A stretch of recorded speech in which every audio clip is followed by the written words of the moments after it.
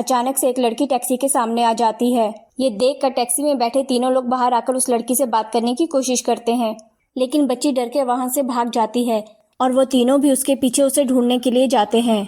और कुछ देर बाद जब उन्हें वो बच्ची मिलती है तो वो उससे माफ़ी मांगते हैं, पर वो बच्ची कहती है कि उसे उसकी बहन से मिलना है।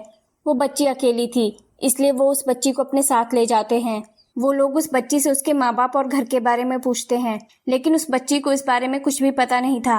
वो उस बच्ची को खाना खाने के लिए देते हैं, पर वो बच्ची कुछ नहीं खा रही थी। लेकिन जैसे ही दरवाजे की घंटी बजती है तो वो डर के खाना खाने लगती है, जिसे देखकर सब हैरान हो जाते हैं।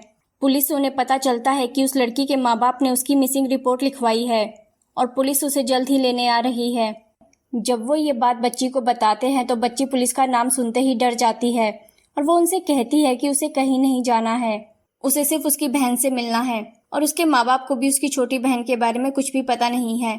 ये सुनकर उन सबको बहुत अजीब लगता है, इसीलिए वो टैक्सी ड्राइवर पुलिस से उसके घर का एड्रेस लेकर वहां जाता है। पर वो वहां जाकर देखता है कि दो लोग उस बच्ची की मिसिंग रिपोर्ट के बारे में उसके माँ बाप से बात कर रहे थे।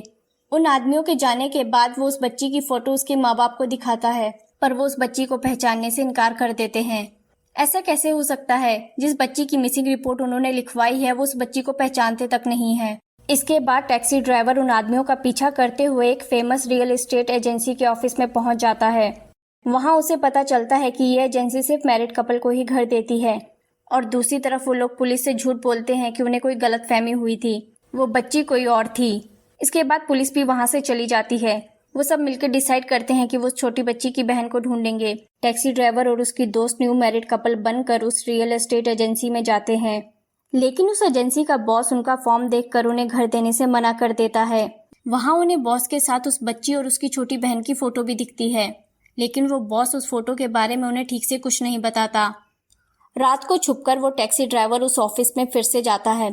वहां सिलेक्ट हुए लोगों के फॉर्म देखकर इन्हें पता चलता है कि ये सिर्फ उन लोगों को घर देते हैं जो फाइनेंशियली वीक हैं। इसके बाद वो फायर इमरजेंसी अलार्म ऑन कर देता है, जिसकी वजह से वहां पानी बरसने लगता है और सभी फॉर्म्स खराब हो जाते हैं, जिसकी वजह से उन्हें एक और चांस मिलता है। और वो उस एजेंसी के बॉस को ये यकीन दिलाने में कामयाब हो जाते हैं कि शेयर मार्केट में उनका बहुत सा पैसा डूब गया है, जिसकी वजह से उनके पास पहले जितने पैसे नहीं रहे। अब उन्हें किसी भी हालत में ये घर चाहिए और इस घर को पाने के लिए वो कुछ भी कर सकते हैं। ये सब सुनकर वो बॉस उन्हें सेलेक्ट कर लेता है, लेकिन थोड़ी देर बाद वो उन्हें कॉल करता है और उनसे कहता है कि अभी वो जिस घर में रहते हैं वो उस घर को देखना चाहता है और वो कुछ ही देर में उनके घर पहुंचने वाला है। इसलिए वो अपने दोस्तों को कॉल करते हैं और उन्हें कहते हैं कि उनका घर एक मैरिड कपल की तरह सजा दे। लेकिन ये सब करने के बाद भी उस आदमी को पता चल जाता है कि वो लोग झूठ बोल रहे हैं और वो शादीशुदा नहीं है। सच पता चलने के बाद उनके पास कोई और रास्ता नहीं था, इसलिए वो उनसे माफी मांगने लगते हैं और वो कहते हैं कि उन्हें इस घर की बहुत जरूरत है, इसीलिए उन्होंने झूठ बोला। वो इस घर को पाने के लिए कुछ भी कर सकते हैं। ये सुनकर वो आदमी बहुत खुश होता है और उनसे कहता है कि वो सिर्फ उन लोगों को घर देता है जो कि इस घर को पाने के लिए कुछ भी कर सकते हैं। वो सिर्फ डेस्परेट लोगों को ही घर देता है, इसलिए वो उन्हें घर जरूर देगा। और इसके बाद वो उन्हें घर में ले जाता है और उनसे कहता है कि अब से ये घर उनका हुआ। वो भी उस घर को देखकर खुश होने का नाटक करने लगते हैं। तभी वो आदमी कहता है कि अब से उसे अपनी बीवी की सेहत का पूरा ध्यान रखना होगा, क्योंकि वो माँ बनने वाली है। ये सुनकर वो हैरान हो जाते हैं और उससे कहते हैं कि वो प्रेग्नेंट नहीं है, लेकिन वो आदमी उनसे कहता है कि उन्हें अभी पता नहीं है, लेकिन वो बहुत ही जल्दी माँ बाप बनने वाले हैं और वो दोनों मिलकर अपने बच्चे के लिए एक अच्छा सा नाम सोच लें। वो आदमी उन्हें रात को एक हॉस्पिटल में बुलाता है और उनसे कहता है कि क्या वो तैयार है माँ बाप बनने के लिए। उन्हें लगा कि शायद वो एक बच्चा अडॉप्ट करने के बारे में बोल रहा है, पर वो उन्हें कहता है कि उन्हें कोई बच्चा अडॉप्ट नहीं करना है। आज ही उन्हें एक बच्चा होने वाला है जिसके वो बायोलॉजिकल पेरेंट्स होंगे। वो उन्हें एक बर्थ रजिस्ट्रेशन फॉर्म भरने को देता है और वो उनसे कहता है कि उन्हें उस बच्चे को पालने की टेंशन लेने की भी कोई जरूरत नहीं है। वो बच्चा सिर्फ कुछ टाइम के लिए उनके पास रहेगा, उसके बाद वो उस बच्चे को उनसे वापस ले लेंगे। उन्हें बस उस बच्चे की मिसिंग रिपोर्ट लिखवानी होगी, उसके बाद वो घर हमेशा के लिए उनका हो जाएगा। तभी उस आदमी को एक कॉल आती है और वो उन्हें फॉर्म भरने के लिए कहकर वहां से चला जाता है। वो दोनों भी उसका पीछा करते हैं और देखते हैं कि वो एक प्रेग्नेंट औरत को मार रहे थे, क्योंकि उसने उन्हें अपना बच्चा देने से मना कर दिया था। उस औरत को बचाने के लिए वो फायर अलार्म ऑन कर देते हैं। इसके बाद वो आदमी उनसे कहता है कि आज बच्चा पैदा नहीं होने वाला है, वो आज यहाँ से जा सकते हैं। इन सब के बीच में वो औरत भी वहाँ से भाग जाती है और वो लोग भी उस औरत का पीछा करने लगते हैं, पर वो टैक्सी ड्राइवर उस औरत को बचाकर वहाँ से ले जाता है। इसके बाद वो अपने ऑफिस में वापस आ जाते हैं और वो टैक्सी ड्राइवर उस लड़की को कहता है कि वो उस एजेंसी के बॉस की सारी प्रॉपर्टी के बारे में पता लगाए। वो लड़की एक हैकर थी, इसलिए वो बड़ी आसानी से उस आदमी की सारी प्रॉपर्टी के बारे में पता लगा लेती है। उस आदमी के पास बहुत सारी प्रॉपर्टीज थी। उस आदमी के पास टोटल 30 घर थे।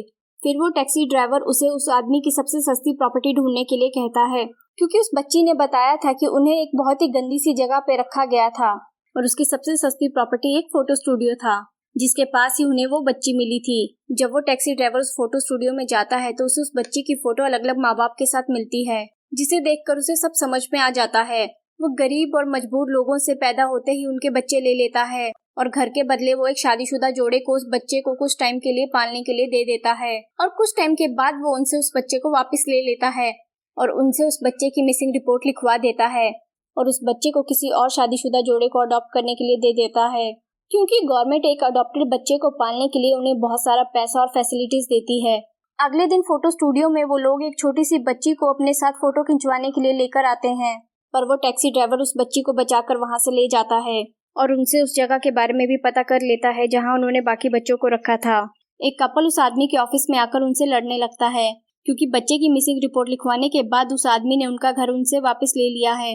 वो उस आदमी को पुलिस के पास जाने की धमकी दे रहे थे, लेकिन वो आदमी उनसे कहता है कि अगर वो पुलिस के पास गए तो पुलिस उन्हें ही इलीगल तरीके से बच्चा अडॉप्ट करने के लिए अरेस्ट कर लेगी। फिर वो उन्हें अपने ऑफिस से बाहर निकलवा देता है।